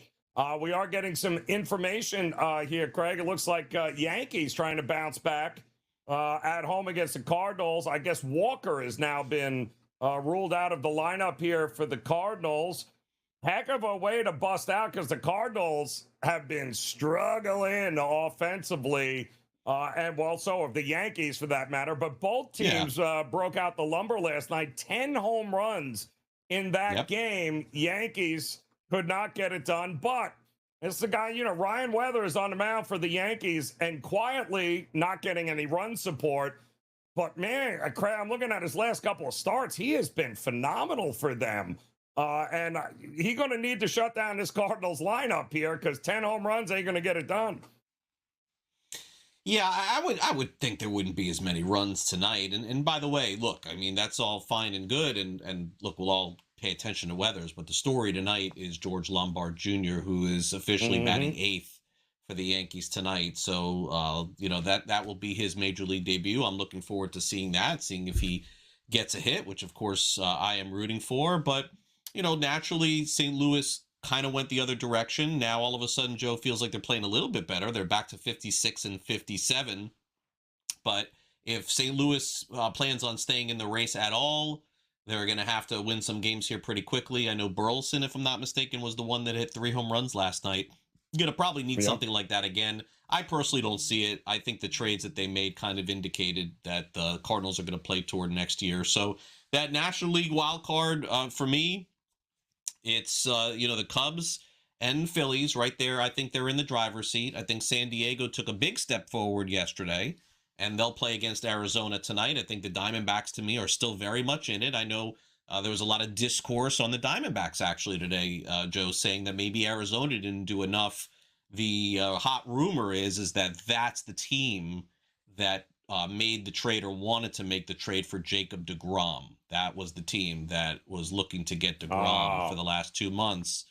But I guess he turned down the trade, or he didn't want to go to Arizona. Also Atlanta, correct. There's a rumor that he would have went to Atlanta too, but Arizona apparently had some other things cooking. They didn't get it done. So you have those teams. You have also Miami, and you have Pittsburgh. So those are kind of the 5 teams or 6 teams that are battling for 3 spots. If you assume the Cubs get in and you assume the Phillies, then it would be one of those teams at the back end: San Diego, Arizona, Miami, and Pittsburgh. Those are the 4 teams. I'm going to eliminate St. Louis, and I think we would agree at this point, Washington, with less than 5% on Fangraphs, I think that you can eliminate them from the playoffs this year. Yeah, I agree. Big time here. And by the way, I mean, like Dominguez, and you mentioned earlier, Volpe moved down to AAA to make room because Elliot Ramos also on his way, looks to be in that lineup here tonight. That was another trade Yankees made late yesterday, getting a right-handed bat in the outfield there, which is good. Defensively, I would imagine he's a shortstop, is he not? So this kid can actually play some defense as well. He was, are they calling him up from AA? Is that what I'm understanding here, Greg? The Yankees? I don't think he was at AAA, so. Right? I think he's a AA call up. I think so, but look, he looks the part, Like I think he immediately what the Yankees are thinking is he's going to play great defense. So immediately it's like, okay, we know we have that. And if he could just play better than Volpe, they'll be happy. And that's not saying very much. Isn't that sort of stunning too? I mean, think about where Volpe was, Joe. I mean, for last year, obviously was not good, but think about where he was 2 years ago. Anthony Volpe is a shortstop of the future. Easy. This is going to be the next shortstop for the next 10 years. And now that's it. Honestly, that's it. I think without a doubt, like Volpe's on Kansas City next year. Like he's playing for Pittsburgh, some other team next. Not Foster Griffin's there. It's not them. But you could look around the league and he needs to leave New York. I think it's fair to say at this point. It's not working for him. It's not. But I can tell you this: if he does make a splash, boy, move over, Derek. Is it too early to give the Derek Jeter comparisons? Yeah, well, let him get a hit tonight, and I think he does get it. Maybe one. How about this? First hit, home run. Let's see what that prop market is for him. First shot, home run for the Yankees here tonight. Not a huge home run guy, George Lombard Jr. Not a huge home run guy, so I don't know that I would. That just means a good price. That's all that means, Craig. Just means a 7-1 We had tonight. 10 of them last night. That's all that matters there. But I'll tell you this. I mean, Weathers, he threw a shutout last time up, his third of the season. He's been good. I mean, and that was against the White Sox. Philadelphia gave up 1 run prior. The Yankees could, if they can keep getting some innings out of him, good stuff there. Game time decisions continue.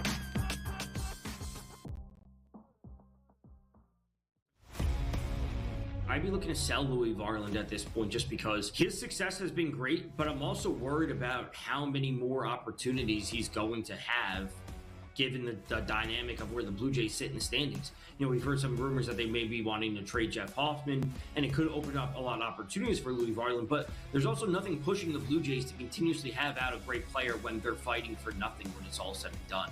Pro Baseball Today, only on SportsGrid.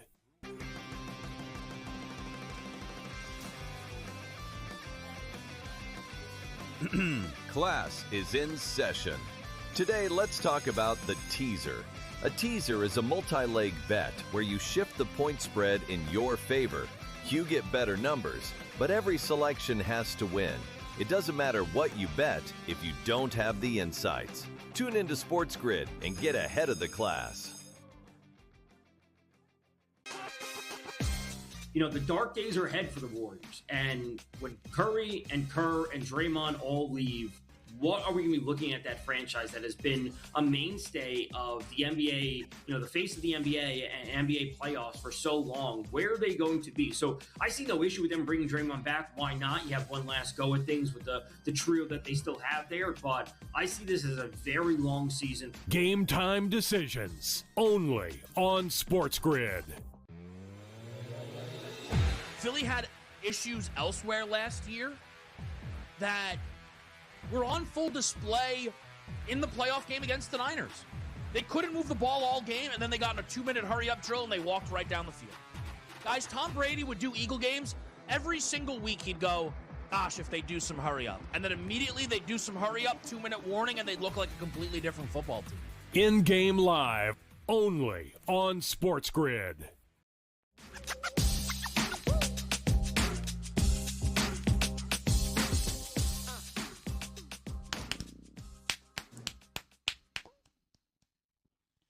All right, welcome back in Game Time Decisions here on the SportsGrid Network. Joe Raineri alongside Craig Mish as we are just about 10 minutes away from around those 6:40 games in Major League Baseball will take center stage. Then we got just after the top of the hour, we got a whole nother slew of games coming. We had mentioned earlier White Sox and Red Sox, I think is a fantastic matchup because the Red Sox are coming off a very successful West Coast road trip, just swept the Dodgers, had off yesterday.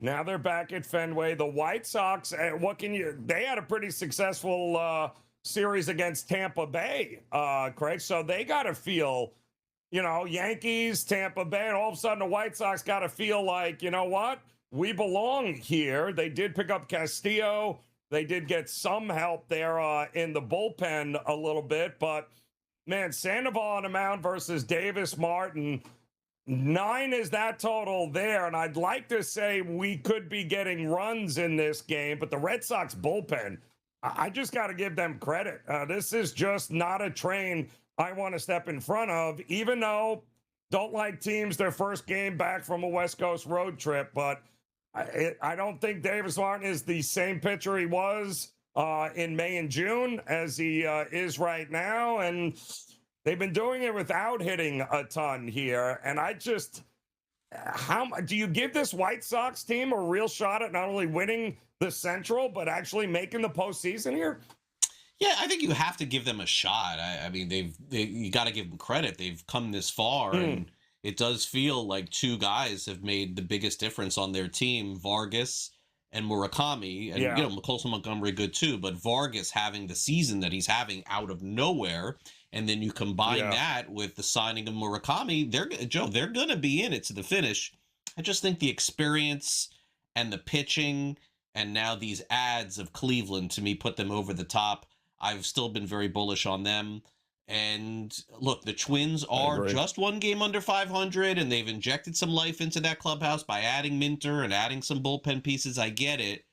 But, I mean, Byron Buxton is not playing for Minnesota. And Royce Lewis is not who he was last year. Like, not even close. So I don't know how the Twins stay in this thing. Like, if you said to me, give me one team after the deadline that loses a bunch, it would be them. Like, of the good team, like the decent teams, it would be Minnesota. But the truth is they're playing Kansas City. Kansas City is 21 games under 500. You would expect Minnesota to win a couple of games in this series. But I don't see the Twins as contenders. I don't get what they're doing, Joe. I mean, selling it to their fan base that, you know, they, hey, it's, we're going to make some changes. We like what we have.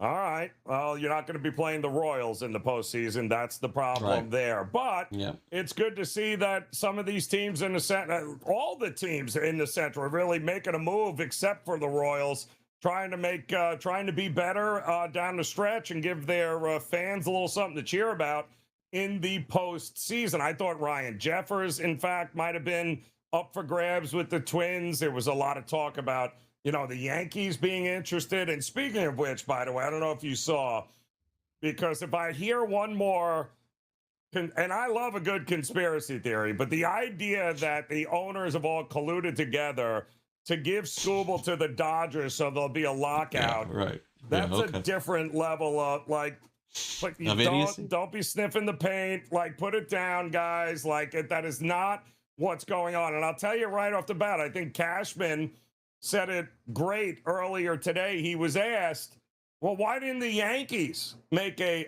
move to try to get Skubal so the Dodgers wouldn't get him? And the answer from the Yankees was very simple. The guy that is starting at shortstop tonight is what it would have cost for the Tigers to even remotely come close. I mean, they wanted for 2 months. That's what. And if you want that from the Yankees, how many other teams were like, for 2 months? Like, it's not that hard to put the pieces together here, Craig, that the asking price was too rich for 2 months of a guy that doesn't guarantee you a championship. And on top of it, look, I don't know a ton about the players the Dodgers gave up in return to get Skubal, but I know that if you just simply do the math, the top player that was involved in the deal, Joe, that the Dodgers gave to Detroit would have been the top prospect on about a half dozen teams in Major League Baseball right now. Like, number one in some other systems. It's just the Dodgers continue to have a really good player development system and draft system that gets guys better than others. They do that just as well as any other. So, like the Angels or the Astros, like the player that they gave up may have been the very best player in their systems. So I a lot of misinformation, it feels like, with all of this.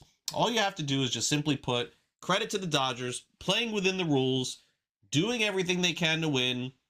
That's great, but it doesn't indict the other teams to me. Like, that is the one that I don't get. Yeah, just give the Dodgers their credit. It buys them the division, and it buys them probably the first round of the NLDS, but it doesn't buy them squad after that. I mean, come on. We watched the playoffs last year. Anything can happen between now and the end of the line. I mean, the Dodgers had to throw Kershaw out there last year in the World Series. I mean, you never know how this is going to go. So slow down with the guarantee of them winning it all is what I would tell those people. And consider listen, the Dodgers were willing, you know, one of the top 10 outfielders in minor league, although apparently in their organization, they got This is why having prospects and having guys and building up gives you an opportunity in spots like this to go make a play for a 2-month rental like Scooble. Nobody else had that luxury. I just don't see how Yankee fans would be okay with, yeah, no problem. I mean, give us the best shortstop, the number one prospect in our organization, our future. Yeah, let's just go ahead and give him for 2 months of Scooble, which still doesn't guarantee that we're even winning the pennant, much less winning a World Series. I just don't see. And the Brewers, I mean, people will rip. Why are the Brewers going to do that as well, Craig? Doesn't make any, if you tell me, hey, they have a chance to get Aaron Judge for 2 months, maybe, although a healthy Judge. But Scooble, to the Brewers, what does that guarantee? They still can't hit and go toe-to-toe with the Dodgers, right? That's still going to be the problem ultimately. Yeah, the Brewers the Brewers have a great home field, and if they beat the Dodgers in the NLCS, it'll be because they're winning games in Milwaukee. Scooble at most in a 7-game series is going to pitch 3 times.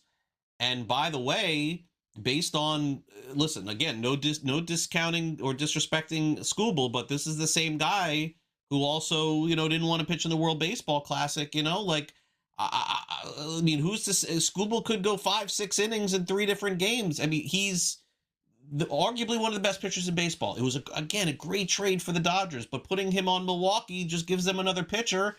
The Brewers have the least home runs in Major League Baseball, and somehow they still have one of the best records in the National League.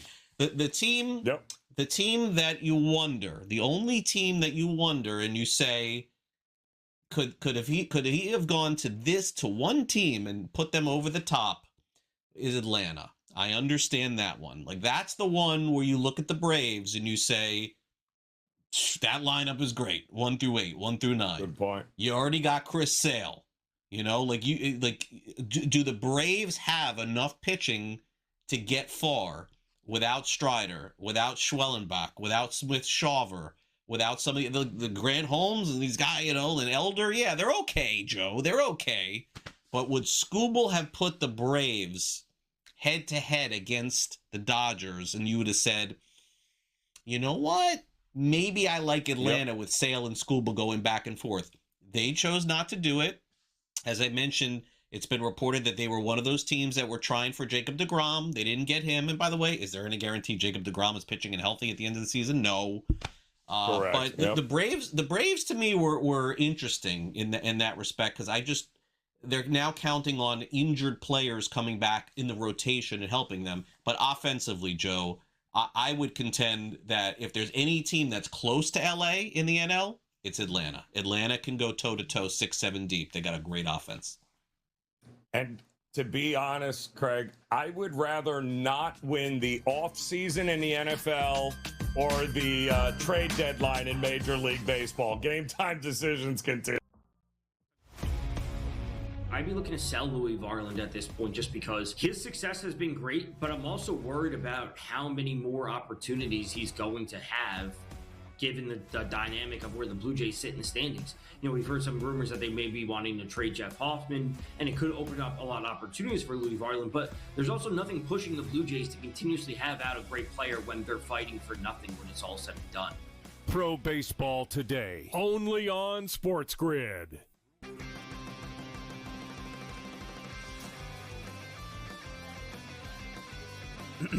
Class is in session. Today, let's talk about the teaser. A teaser is a multi-leg bet where you shift the point spread in your favor. You get better numbers, but every selection has to win. It doesn't matter what you bet if you don't have the insights. Tune into SportsGrid and get ahead of the class. The dark days are ahead for the Warriors. And when Curry and Kerr and Draymond all leave, what are we going to be looking at that franchise that has been a mainstay of the NBA, the face of the NBA and NBA playoffs for so long? Where are they going to be? So I see no issue with them bringing Draymond back. Why not? You have one last go at things with the trio that they still have there. But I see this as a very long season. Game time decisions, only on SportsGrid. Philly had issues elsewhere last year that were on full display in the playoff game against the Niners. They couldn't move the ball all game, and then they got in a 2-minute hurry-up drill, and they walked right down the field. Guys, Tom Brady would do Eagle games. Every single week he'd go, gosh, if they do some hurry-up. And then immediately they'd do some hurry-up, 2-minute warning, and they'd look like a completely different football team. In-game live, only on SportsGrid.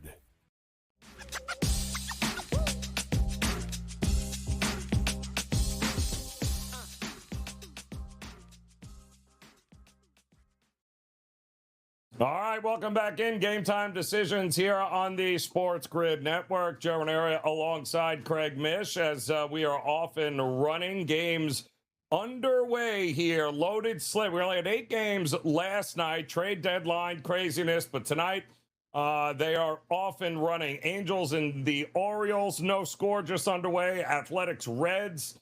Keeping an eye on the Nationals and the Phillies, and the Mets and Guardians. Those are your 4 games underway before the top of the hour. But we were just talking off air about the Brewers, and we were talking last segment about what you expect the Brewers to do. They're not going to go out and get Scooble. And I think a big reason why is the guy that's on the mound tonight. I think this Logan Henderson is going to be fantastic here, Craig, and having Miz and then this guy who's a big old, lefty that the numbers are great, strikes out the world, doesn't walk a ton of guys. He's only had 9 starts this year, came off of injury. There's a lot of, and could you imagine Woodruff if he was still healthy? So I think the Brewers, and you win 69 games, you got 2 frontline starters. Jones is good for Pittsburgh too, by the way. He's been one of the bright spots for them, especially over the last couple of months. I don't think we're getting a ton of runs in this game. The total is 7.5. You never do a pretty decent Milwaukee pitcher's battle, right? I mean, until you get to the bullpen. I think so. Also, there's another pitcher on Milwaukee. I think he's coming back at some point, but you may remember that, Joe, after the first 2 months of the season, the Cy Young Award leader was Christopher Sanchez. He was number 1 because he had had that perfect month of May. And then the Miz was second. If I'm not mistaken, I'm pretty sure Kyle Harrison on Milwaukee had the 3rd shortest odds to win the Cy Young. And then he got hurt in June. We haven't seen him, but he's another one, Joe, that I think he's going to come back. And when he does, he is really good too. So the thing with the Brewers and betting an under with the Brewers is that you'd be a little scared if the Brewers, if you bet the under 7.5 and they're losing 3-2 in the 5th, because this team comes back a lot in the late innings. They scrape and bunt and find their way to come back. They don't hit home runs a lot. They have Contreras and a couple of other guys that do, but generally it's all just kind of scrapping out runs. So that's the negative side. The positive side is that if you're watching that game and you bet under 7.5 and the Brewers are up 4-1 after 5, that's it. Their bullpen is lights out. And it's not like striking everybody out either. It's just they know, somehow they just know how to get outs. They have all these matchups that Murphy uses, lefty, righty, constantly. Just very well run and managed team. So that's why we've said the Brewers, to me, very best team at home in baseball, one of the best teams in baseball. Postseason, I don't know. I think we could be headed down the same road, unfortunately, for them again. But during the regular season, especially at home, impossible to beat. Very tough. Yeah.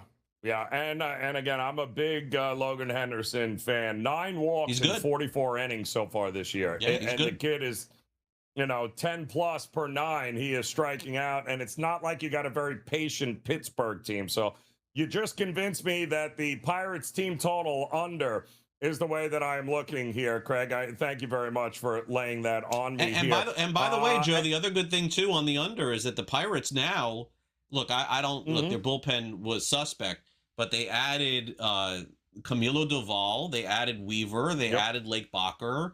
They just basically, it's like they took their house and just took all the furniture out and moved new furniture in. I mean, that's got to be a positive. I would think that the Pirates won't get blasted now in the 7th and the 8th, and I would think that wouldn't happen. Sometimes it's just endemic. It just keeps happening. But I would think the Pirates bullpen is now better than what it was 24 hours ago. They added 4 players, I think, to that bullpen. That's correct. And I am looking forward to seeing the Marlins tonight there, Craig, against Atlanta. Atlanta sending Holmes out. I like the matchup for the hitters on Miami here. Now, what is Gusto's story exactly? Because he wasn't on the team the whole year, right? He's been up and down. He's probably going to go 5 innings maximum, I would guess, tonight. I think there's a chance of that. He's now throwing harder, so he's like, instead of 93, 94, he's now 95, 96. But, look, Atlanta, they decided to scratch. I can't believe it. They decided to scratch Sale and pitch him against the Yankees this weekend. That's why they did it. I mean, I don't know. You don't see that often, but that's what they decided to do, to give him some extra rest to pitch against them. And look, Miami's playing great baseball too. But look, keeping it realistic, Miami just got Atlanta just put Washington's season to bed. They won 4 in a row. Miami just played the Mets. So I'm hoping that the Marlins can take, let's just say, 2 out of 3 in the series against Atlanta. But we're going to have to see. I can't sit here and look, the Kyle Stowers leading off tonight for the Marlins first time all year. Yep. Because Liam Hicks was traded. So some of those bats are not what they were. But I'm hopeful that they can continue this run and at the very least stay in the race. But this 3-game series is on paper, Joe, as hard as a series as Miami has faced in a while. Remember, they got Cleveland at home. They got Seattle at home. They got Houston. This was on the road, and then Philly at home. This is a tough series in Atlanta, and the Marlins have generally not played well in Atlanta. No, they have, but I think this is a great litmus test for a young team like this. Of and course, hey, they're a game and a half. Greg, is that what they are? Game 2 and a games. half. So 2 games. 2 games now. The Angels are next. Pittsburgh after that. The Reds. I mean, they've got the series coming up. If they can, it's not keep bad. their head above water. It's not bad. It really isn't. But 4 games here against Atlanta. They should beat Let's the see Angels. what you get. Yes. Yeah, they should beat the Angels. Pittsburgh's going to be tough. It's not going to be easy in that series. But you're right. Washington now changes the landscape. Even though they hit very well, that's without Wood. That's without Foster Griffin. Teams, unfortunately for the Nationals, teams are now going to start feasting on them, I think. Right. Kansas City is in that list of teams. They play Washington a bunch, too, by the way, coming up. But they do have Boston. They do have the Dodgers a little bit later there in September next month. So good litmus test here for this team. Yep. Mm-hmm. And I like the fact that they're playing on the road here, which is also going to be interesting here. But, yeah, I wouldn't exactly stick a fork in them just yet. But tonight is going to tell us a lot. Game time to say.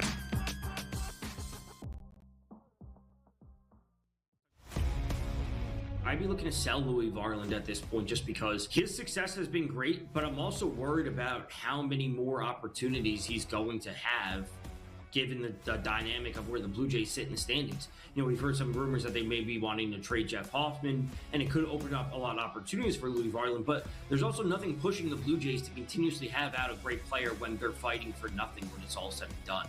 Pro Baseball Today, only on SportsGrid.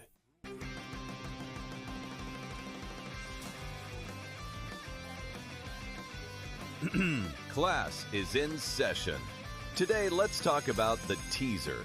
A teaser is a multi-leg bet where you shift the point spread in your favor. You get better numbers, but every selection has to win. It doesn't matter what you bet if you don't have the insights. Tune into SportsGrid and get ahead of the class. The dark days are ahead for the Warriors. And when Curry and Kerr and Draymond all leave, what are we going to be looking at that franchise that has been a mainstay of the NBA, the face of the NBA and NBA playoffs for so long? Where are they going to be? So I see no issue with them bringing Draymond back. Why not? You have one last go at things with the trio that they still have there. But I see this as a very long season. Game time decisions, only on SportsGrid. Philly had issues elsewhere last year that were on full display in the playoff game against the Niners. They couldn't move the ball all game, and then they got in a 2-minute hurry-up drill, and they walked right down the field. Guys, Tom Brady would do Eagle games. Every single week he'd go, gosh, if they do some hurry-up. And then immediately they'd do some hurry-up, 2-minute warning, and they'd look like a completely different football team. In-game live, only on SportsGrid.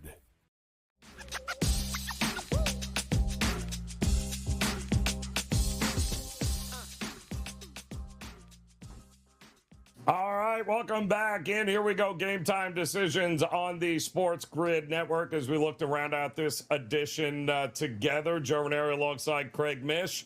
A couple of games underway here. Craig, still no score in any of them. Washington and Philadelphia, bottom of the first, no score. No score with the Mets and the Guardians there. The Athletics and Cincinnati started, also no score.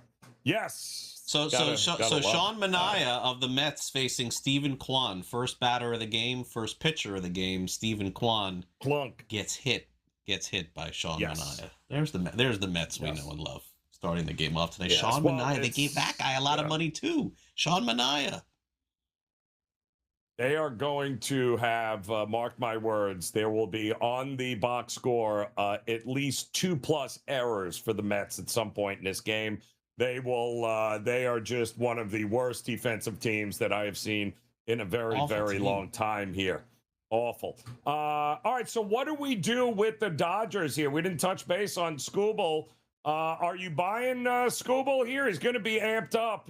Is this I like Assad. I think he's actually pretty good, but there's not enough spots with all the pitchers they just brought in for him. So he looks like he's going to be some sort of... Yeah, 7.5 right now. Yeah, I would take Cubs the over on that. Don't strike out a ton, right? I don't care. I would take the over on that. Yeah, he'll be pumped up tonight. Yeah. All right, let me see what it is here. It is. By the way, how about that? Philly up 1-0. Luis Arias with a base hit. Joe Adell's first at bat with Cleveland. He gets a base hit. The Mets are already in trouble. They were in trouble when they walked into Cleveland tonight. So let me ask you this. First 5 total with Skubal and Assad. 4.5. I don't know about that, but I like the K prop. I can't see. I mean, although the Cubs, again, #1 against lefties here over the last couple of weeks, and they've faced actually a pretty decent slew of them. Well, let me ask you a question. Let's go with a Nerfy. No, I'm just kidding. Let's go. No, you know what? That's great too. But I guarantee it's propped. It's got to be juiced beyond belief to the yes rather. Well, who is your #1 pitcher for the Cubs, Craig? If you're rolling it out in a 7-game series, is it Imanaga? No one. And see, I guess that's the problem I have. Like, who is it exactly? Still, Clay Holmes now? Maybe it's Clay Holmes. They just got him. Edward Cabrera, maybe. Oh, -106. Oh yeah, for Boyd. the Nerfy, Boyd. Tommy's right. Boyd could be. Boyd. Boyd. But I mean, that's like, Pat, sorry. Did we really? What did we get exactly with I mean, they got a lot of arms, but who is that? True Clay Holmes was a good ad. Cubs, Clay Holmes was a good ad for them. But, Justin Steele healthy is the #1 guy for the Cubs when he's healthy. Can they get him back in time though? That's that's going to be also interesting. I had mentioned earlier too, and I thought Bases it was a loaded for Cleveland. Prop. First inning already, no outs. It's going to be a grand slam. Bases loaded, no outs. Cleveland. Yep. First inning against Can you the Mets. tell that it's going to happen? You know it, and I know it. Can you tell the Mets are like, just can we get us out of here? 1, 2, 3. That would be great. Who finishes with the best record in the American League and National League, Craig? Because you know how I feel about Tampa getting. If they get for a home field throughout, that's a tough out. I don't care who's playing them. But I don't think the Dodgers care whether they get it or not. Do you? Milwaukee is close. I could still see Milwaukee doing it. I could. Atlanta, I don't know. I'm not sure. But I think Milwaukee could end up with the best regular season record because it could come. Listen, if LA has everything wrapped up, Joe, I don't care what Dave Roberts says. He's going to rest guys that last week of the season. That's a guarantee. That's what I'm thinking. So right? Yeah. So the last week of the season could be, if they're up, listen, I don't know how 2 teams get the bye or 1 team gets the bye in baseball. 2, right? The two best division 2 teams. Am I correct? Right. Correct. So if that's the case, and Milwaukee and LA are both bye teams, and the Dodgers are playing for nothing with 5 games to go, they could go 1-4. They could go 1-4 in the last, and with no problem, and go 1, and that's it. So, yeah, I could see Milwaukee. I could take a little bit there. Yeah. Yep. And they're built, we all know they're built for the regular season. So who are we kidding there? What about Arizona and the Padres? The Padres get one back. Eduardo Rodriguez has been pretty good for Arizona. Randy Vasquez, not so much. Tough. But they're I don't know. I mean, the big shot in the arm for San Diego. They're feeling good tonight. I think you're right, though. This is Arizona's best pitcher tonight going. So I'm with you on Arizona. And I don't know how. By the way, I have no idea how. All his underlying metrics say he should be giving up runs and left, and he just coming off 8 shutout. No idea. All right, Craig Mish, we'll see you again tomorrow for another edition of Game Time Decisions. In-Game Live is coming your way next on the Grid. I'd be looking to sell Louis Varland at this point just because his success has been great, but I'm also worried about how many more opportunities he's going to have given the dynamic of where the Blue Jays sit in the standings. We've heard some rumors that they may be wanting to trade Jeff Hoffman, and it could open up a lot of opportunities for Louis Varland, but there's also nothing pushing the Blue Jays to continuously have out a great player when they're fighting for nothing when it's all said and done. Pro Baseball Today, only on SportsGrid.